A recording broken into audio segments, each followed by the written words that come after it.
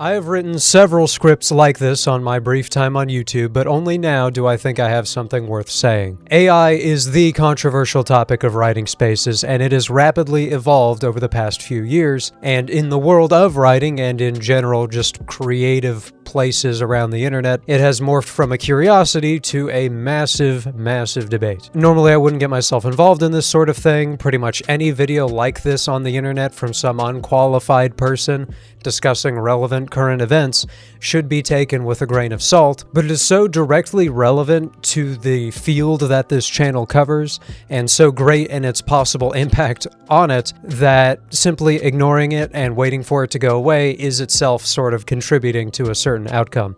At least in my opinion. Said otherwise, if we want anything done about this subject, it needs to be something that we continue talking about. So I'm gonna set the table for us. It seems to me that at this current point, that is early 2026, that the anti-AI crowd has won the war of public opinion in creative spaces. In the broader worlds of business and tech, the same cannot be said, but in a lot of relevant places of popular culture, anti-AI sentiment seems to have won out. Slop, in the context of AI slop, was the Merriam-Webster's word of the year, which says plenty in of itself about public perception. Popular platforms like Steam require developers to list even minute uses of generative AI on their store pages. When AI is present and they don't list it there, players will be outraged, and even if it's present and it is listed, players will still just avoid those products, yours truly included. Popular platforms for generative AI like Sora are drastically down in user counts, and so on and so forth. It seems that public opinion is going in the direction that I imagine most of us are hoping that it will. In creative places that are not specifically listed as being for or pro-AI, anti-AI is the default sentiment. Considering all of that, I'm not here to argue for the merits of pro or anti-AI worldviews. I am anti-generative AI for creative purposes. That should be pretty obvious.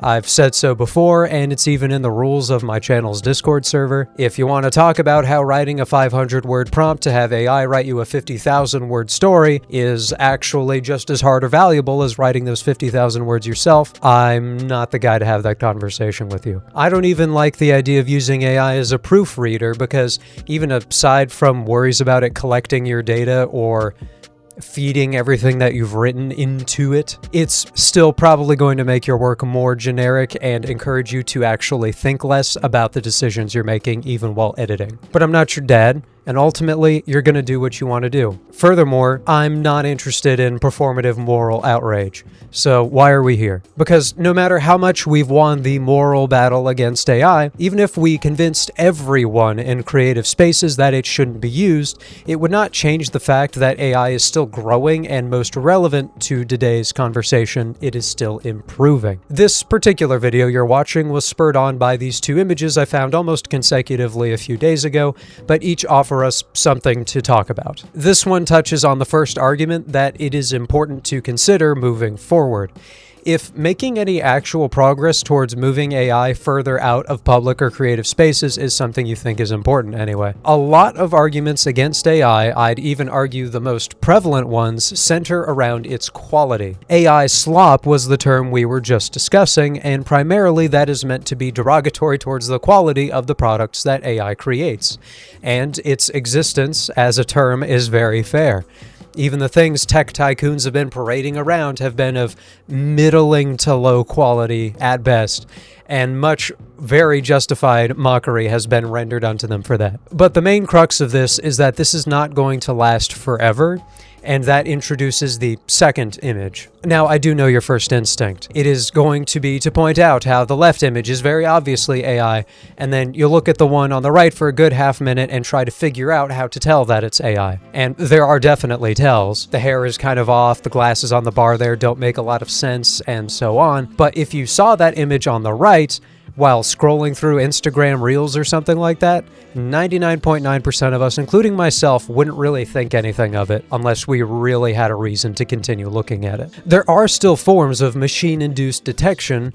I believe in this particular model, metadata watermarks of some sort are baked into that image, but even those can be removed or distorted with some fairly simple image manipulation even I could do in like 2 minutes. As the user Jesse in the first image states, we can't hate AI for looking looking bad. AI is a technology, and technology, at least in our modern context, essentially only improves over time. Even if you could in some way tell right off the rip that the more realistic of those two AI images shown earlier was definitely AI, eventually even that too will be improved upon to a point of it being much harder to detect. And thus, you can't really hate AI for looking bad and expect that argument to stay alive. Now, there are people saying that potentially AI will sort of have this Ouroboros effect and eat itself and get worse. It doesn't seem to me like that's what's going to happen. It would be great if it did, but even if it does, it's probably good to be prepared in case that's not what will end up happening. And that leaves us with the other arguments around AI. That AI images revolve around massive data theft is one of them, and this is still pretty much completely true. Another one, of course, is that AI images and writing and such are soulless, which we'll discuss in depth momentarily. And then, of course, there are the environmental effects of the construction of data centers, which, while true, I don't think is the angle that is really going to get anything to change, at least not very fast. Probably not fast enough by most of our own reckonings, though it is still obviously a pressing concern. But these arguments aren't the ones that we were relying on primarily. Those weren't the ones that became part of common conjecture, though one could sort of argue that AI slop is derogatory towards the soullessness of the products it creates as well, but probably not primarily. But regardless of where you place that, AI slop has been the main term to use against AI because in the modern internet context, having a good insult is pretty much the end-all be-all of any sort of discourse. Because well-reasoned arguments require the use of that wrinkly organ between your ears. In the eyes of the more pro-AI side of the internet, complaining about the data theft is just whining. Very soy, and you're a loser for caring. Simply don't be stolen from. Simply don't get raided, says the Viking. AI images and writing being soulless is a lot harder to quantify. Even the artistically blind people responsible for most of AI images and writing and such can typically tell somewhere within them when their product actually does just look bad, but they don't understand creative works enough to get it in the same way when something is soulless, as that term only really means something to creatives, critics, and observant consumers. And as much as for the sake of my heated passion about the argument, I'd like to say they don't get it because they're stupid. It's really not that. It's just that the way that creatives think and the way that they think, the more technologically oriented people, it's just two different ways of thinking. They don't see it the same way that we do, which is why those kinds of arguments are hard to have any impact on them. Anyway, in essence, calling someone or the thing that they made ugly is perceived as a better insult than calling it soulless. And there is real worth in discussing the ramifications of this argument against its being ugly, being lost, or at least less effective. It is going to be a little harder in the future to maintain the use of phrases like AI slop. We creatives have to contend with the fact that there is a broad majority of people who have signed on to agree with the meaning behind the term AI slop, but who are ambivalent enough to lean more pro-AI, or at least no longer caring about AI when it becomes superficially prettier, even if faults that more astute viewers would pick up on will continue to exist. And before I move on to the argument that we should be moving towards, I do want to discuss the soullessness one just a little more, if only because I do think that one is going to hold true even if it doesn't remain as effective, essentially until we have actual sentient AI, which is both very different from LLMs and not something that may even be truly possible. Maybe a simulacrum of sentience, but true sentience, who knows? I don't know. I don't even know if that's a philosophical or a technological question. Do with that what you will. But in either case, there's a fairly simple reason that for the foreseeable future, AI content will remain slop in terms of its actual quality as art. If you take something like Lord of the Rings and think about it beyond the story as presented, you are confronted with the factors in Tolkien's life that led him to creating it. From his fervent Catholic upbringing and worldview to his experiences in the trenches of the First World War, much of the beginnings of Middle-earth were created while he was convalescing after an injury from that war, actually. These are experiences that made up the foundation of the end product, even if only subconsciously in some ways, of what The Hobbit and Lord of the Rings would turn out to be. And AI can't actually have experiences. It can pretend that it has had them, it can read about them, it can even pretend that it remembers things that have happened to it, which is another reason why relationships with AI are a whole other can of worms. But it cannot actually understand human experience. It feeds off of text, not thought or emotion. Think of the most impactful moment in your life. Do you think that that moment could be condensed into mere text and be perfectly expressed in that text, perfectly understood and captured by that text in such a way that anybody who read it would 100% get what that moment meant to you? I don't think so. And even if you do think that text could contain that experience wholesale, do you think that an LLM would understand it? How could an LLM actually understand the loss of a loved one, a marriage, or going through a war or anything like that? It can't. And so it cannot create art or writing informed by those kinds of experiences. It can only try to replicate them. But of course, the problem with the above argument in terms of actually using it in conversations with people is that it is far too unwieldy to explain, and some people will have no understanding of what I just said. The actual argument that is the most effective to use to petition for the regulation or banning of generative AI is very simple, and the only reason you don't hear about it quite as much as some of the others, though you probably have heard it before, is because it wouldn't occur first to people that are actually concerned about the creative ramifications of AI, and the people to whom this would occur first are typically not actually that concerned about the creative ramifications. And what this good argument is fabrication of evidence, basically. Say, for whatever reason, you really, really hate Markiplier. I don't at all, and I don't imagine many of you do, but bear with me. So you really hate Markiplier. God, you just want his world to burn. You despise him.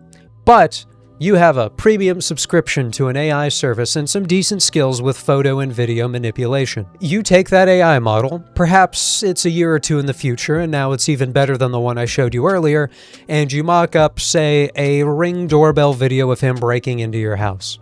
It goes on for a good 20 minutes, and then you hear yelling and the sound of a fight breaking out. Not long after, Markiplier exits the video with a bag in hand, and the video ends not long after. You come to the police bruised in self-inflicted ways and claiming items have been stolen, items that in reality you've hidden or otherwise disposed of. You show them the Ring doorbell video. Of course, it's not raw from the AI model. You ran it through a few subtle filters, maybe adjusted the resolution, or perhaps you had a model that doesn't leave behind any traces or watermarks and didn't even need to do all that much to hide your tracks. News breaks. Markiplier breaks into random person's house, beats them up, and flees. Oh my god, how could Markiplier do that? Of course, even if this is taken to court, Markiplier would win the case. There's no actual physical evidence, no DNA, fingerprints, stray hairs, nothing like that. Other footage from around the area wouldn't show him driving up to your house, and so on and so forth. And ultimately, in the end, it probably would end up being pretty funny. But it would still waste a lot of his time and money, and it would damage his reputation even if proven to be patently made up. Now, instead of, say, you and Markiplier, it's you and the coworker you really don't like from your job at Kohl's. You make up a video of him assaulting a customer just before closing in a corner where there aren't that many people walking around usually. He doesn't know you don't like him, so there's no particular history of animosity between you two or probable cause for you making this sort of thing up, but you do the same thing that I basically just described with the Markiplier situation. Now he's in court with a lawyer he may not be able to afford, having to argue against completely bogus charges. Case ends, his life is basically ruined financially, even though he probably still wins,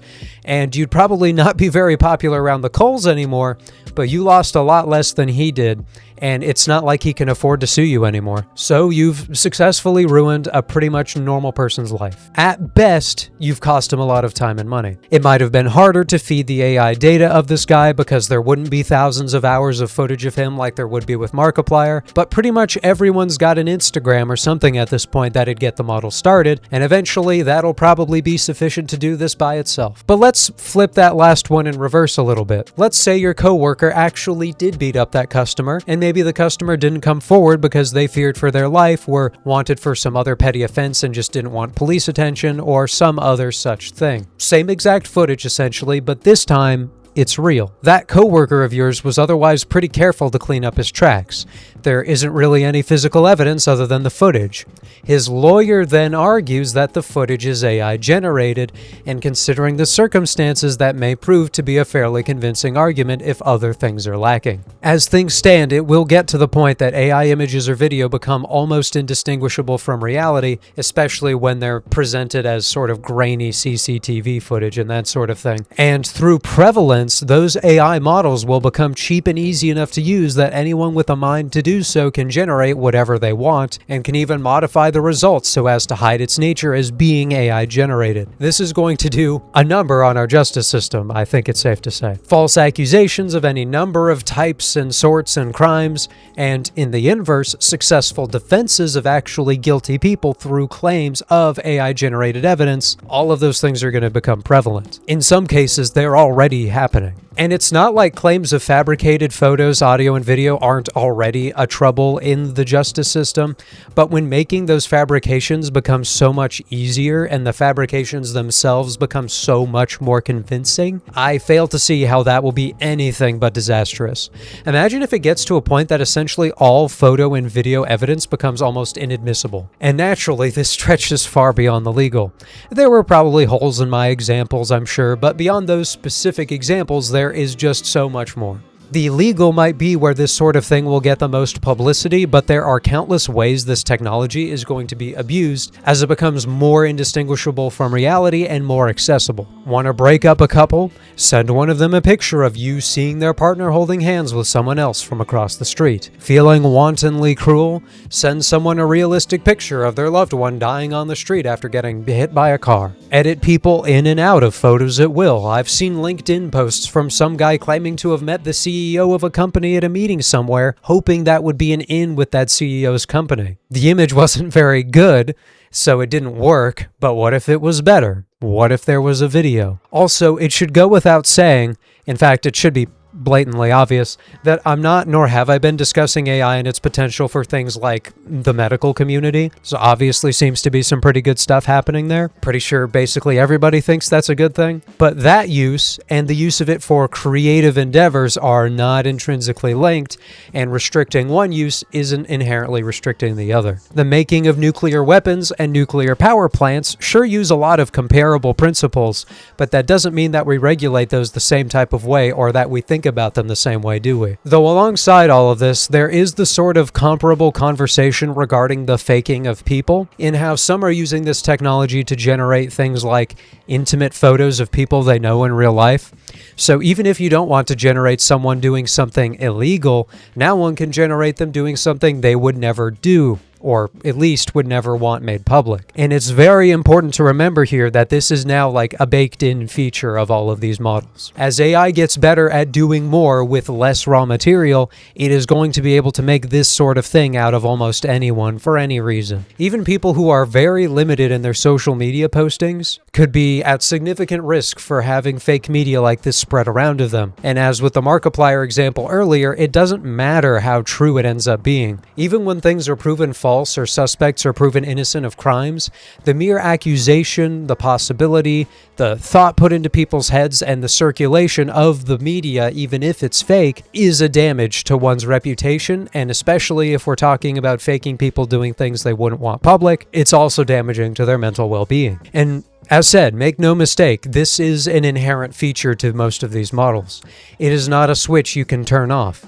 It has been proven time and time again that you can pretty much jailbreak any guidelines an AI has set for itself if you feed it the right combination of words. Just look, well, actually, probably you don't want to look, but it's what's happening with Grok on Twitter, basically. This doesn't get solved, and neither does the prior set of problems, just by saying, oh, I'll simply program the AI not to do that. Because there's proven to always be a workaround to make it do these bad things, so long as these models exist and are accessible. So that, among everything else, is just another problem that exists now. And in particular regard for visual AI media, for what? Is this really a societal problem we think is worth having if what we get out of it is easier corporate imagery or a quicker turnaround for concept art? Is it a good trade to worry if your relatives are going to have fake media made of them, possibly ruining their mental health and reputation, just so somebody else can make a different type of meme? If somebody does hold that opinion, I'd actually almost respect them if they just said that they didn't care about the well-being of those people, rather than pretending like it isn't going to be a problem. But the crux of this issue, and the only reason I think adding my not at all unique opinion to this pile of thousands of other YouTubers who've made videos about this sort of thing, is because efforts to prevent this from being normalized, as much as any of what I've been describing could ever be normal, needs to be maintained. Fires go out if they aren't tended, and public opinion remaining against AI depends on continued, consistent, and well thought out arguments against the technology. It's very easy to be defeatist, to say that our opinions don't matter, to say that all of these things are inevitable and we should just accept them and get used to them. And while that may be true for the continued existence of the technology, the Pandora's box analogy is perfectly fitting. The way this technology will go on to be used and the way that we police ourselves in how it is used is not an inevitability. It would be the same thing as saying, "Oh, asbestos is cheap and companies love using it. We simply must give in to big asbestos and allow it to fill our lungs. Don't you love the smell?" Public outcry and research on that topic got asbestos, for the most part, out of our lives. But it had a lot of time to do damage to our society, and I think we'd be well advised to not give these uses of generative AI that amount of time. Be calm, be collected, obviously be peaceful. I shouldn't need to say that, but I feel obligated to. But be aware of what's going on. Anyway, that's basically what I've got for today. This sort of video is not going to be a regular thing, and this is the closest I ever intend to get to discussion of current events or what have you. As I've emphasized, it has only been done because the topic at hand may directly impact this thing that I and all of you love. And as much as it is tempting and even recommended to have no opinions on anything ever on YouTube, because God forbid you alienate the 0.1% of your audience that is actually pro throwing kittens off of bridges, I think having principles in this regard is the most honest way forward. Anyway, that's all. If this sounds like a place you want to be, we have a Discord if you want to hang out with my editor and I, and a Patreon if you're crazy enough to want it, where we post all of our videos early. As we close out, I'd like to thank those patrons of ours: Shadowrunner, Sani, Isaac Parrott, Raymond Don, Sadako, Cavalier, and Sazabi of the Knights of the Inner Circle, Vion and Jody on Void, our Knights, and Greer, TOW, Craig, Victoria Lauren, and Noah, our most loyal squires. And remember, if you ever see a video of me, like a grainy CCTV video of me committing a crime, AI generated.